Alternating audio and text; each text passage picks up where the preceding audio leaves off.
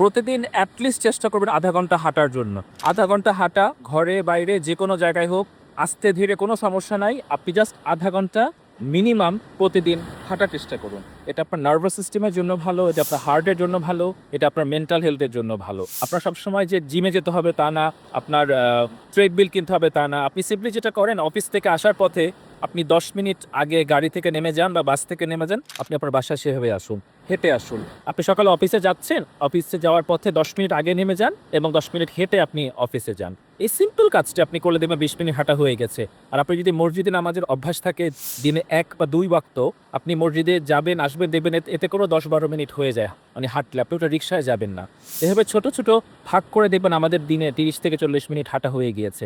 এটা আমাদের জন্য খুবই জরুরি, স্পেশালি যারা আমরা 30 ক্রস করেছি।